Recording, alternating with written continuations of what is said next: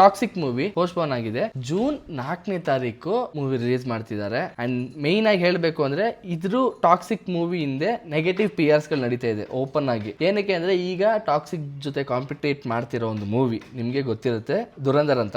ಆ ಮೂವಿದು ಸ್ವಲ್ಪ negative PR ಗಳು ಈ ಮೂವಿಗೆ ನಡೀತಿದೆ ಅಂತ ನನಗೆ ಅನ್ನಿಸ್ತು. ಅದು ಟೀಸರ್ ಬಿಟ್ಟಾಗ್ಲೇ ನನಗೆ ಫೀಲ್ ಆಯ್ತು. ಅದಾದ್ಮೇಲೆ ಇನ್ನೊಂದೇನಾಯ್ತು ಅಂದ್ರೆ ಸ್ವಲ್ಪ ಈ ಸಾಂಗ್ ರಿಲೇಟೆಡ್ ಸಾಂಗ್ ಸ್ವಲ್ಪ ಇವರು ಲಿರಿಕಲ್ ವಿಡಿಯೋ ಆದ್ರೂ ಬಿಡ್ಬೋದಾಗಿತ್ತು. ಸೊ ಅದು ಕೂಡ ಎಕ್ಸೆಲ್ ಎಲ್ಲ ತುಂಬಾ ಮಾತುಕತೆ ಆಯಿತು. ಅದಾದ್ಮೇಲೆ ಈ ಕಡೆ ಇನ್ನೊಂದು ಸ್ಯಾಂಡಲ್ವುಡ್ ಮತ್ತೆ ಬಾಲಿವುಡ್ಗೆ ಕಾಂಪಿಟೇಷನ್ ದೊಡ್ಡದಾಗಿ ಕಾಣಿಸ್ತಿದೆ. ಯಶ್ ಒಂದು ದೊಡ್ಡ ಹೀರೋ ಕನ್ನಡ ಇಂಡಸ್ಟ್ರಿಯಿಂದ ಬಂದಿದ್ದಾರೆ ಅಂದಾಗ ಸೊ ಆ ಕಡೆ ಸಪೋರ್ಟ್ ಮಾಡಬೇಕಾಗಿತ್ತು. ಬಟ್ ಆದ್ರೆ ಅವ್ರಿಗೆ ಅದು ಒಂದು ದೊಡ್ಡ ಕಾಂಪಿಟೇಷನ್ ಆಗೋಗಿದೆ, ಅವ್ರಿಗೆ ಬಿಡಬಾರ್ದು. ನಿನ್ನೆ ದುರಂಧರ್ ಟ್ರೈಲರ್ ರಿಲೀಸ್ ಆಗ್ಬೇಕಾಗಿತ್ತು, ರಿಲೀಸ್ ಆಗ್ಲಿಲ್ಲ. ಯಾಕೆ ಅಂದ್ರೆ ನಿನ್ನೆ ಚಂದ್ರಗ್ರಹಣ ಅನ್ನೋ ಒಂದು ಕಾರಣಕ್ಕೆ ದುರಂಧರ್ ಟ್ರೈಲರ್ ನ ಪೋಸ್ಟ್ಪೋನ್ ಮಾಡಿದ್ದಾರೆ. ಇದೊಂದು ರೀಸನ್ ಅಂತ ಮಾತಾಡಿದ್ದಾರೆ. ಅಂಡ್ ಐ ಮೀನ್ ಎಕ್ಸೆಲ್ ಅಲ್ಲ ಅದನ್ನೇ ಮಾತಾಡ್ತಿರೋದು. ನಿನ್ನೆ ಚಂದ್ರಗ್ರಹಣ ಅನ್ನೋ ಕಾರಣಕ್ಕೆ ದುರಂಧರ್ ಟ್ರೈಲರ್ ನ ರಿಲೀಸ್ ಮಾಡಿಲ್ಲ. ಅಂಡ್ ಇನ್ನೊಂದೇನಂದ್ರೆ ಡೈರೆಕ್ಟ್ ಆಗಿ ಟಾಕ್ಸಿಕ್ ಟ್ರೈಲರ್ ಜೊತೆ ಫೈಟ್ ಮಾಡೋಣ ಅಂತ ಏನೋ ಅನ್ಕೊಂಡವ್ರೆ ಅನ್ಸುತ್ತೆ ಅವರು. ಸೊ ಆ ಕಾರಣಕ್ಕೋಸ್ಕರ ಟಾಕ್ಸಿಕ್ ಟ್ರೈಲರ್ ಜೊತೆ ಇವರು ಕಾಂಪಿಟೇಷನ್ ಕೊಡೋಣ ಅನ್ನೋ ಕಾರಣಕ್ಕೋಸ್ಕರ ಹೋಲ್ಡ್ ಮಾಡ್ಬಿಟ್ಟವ್ರೆ. ಡೈರೆಕ್ಟ್ ಆಗಿ ಯಶ್ ಇವತ್ತು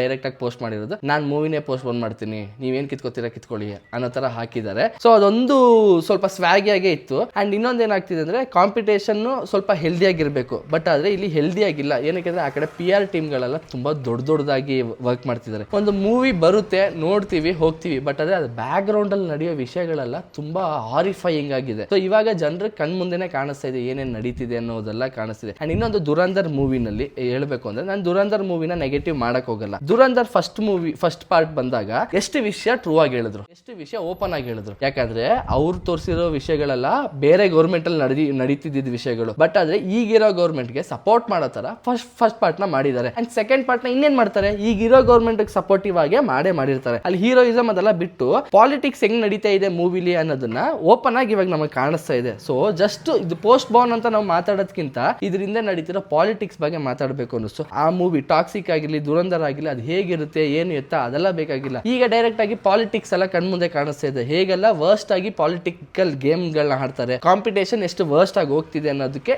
ಇದೊಂದು ಬೆಸ್ಟ್ ಎಕ್ಸಾಂಪಲ್. ಏನೇ ಆಗಲಿ ಮೂವಿ ರಿಲೀಸ್ ಆಗಲಿ ಕನ್ನಡ ಇಂಡಸ್ಟ್ರಿಗೆ ಒಂದು ಒಳ್ಳೆ ಮೂವಿ ಬರಬೇಕು ಅಷ್ಟೇ, ಇನ್ನೇನಿಲ್ಲ. Thanks for watching full video. ಇದೇ ರೀತಿ ಒಳ್ಳೊಳ್ಳೆ ವಿಡಿಯೋಸ್ಗೋಸ್ಕರ ನನ್ನ ಚಾನಲ್ನ ಫಾಲೋ ಮಾಡಿಲ್ಲ ಅಂದ್ರೆ ಮೊದಲು ಫಾಲೋ ಮಾಡ್ಕೊಳ್ಳಿ.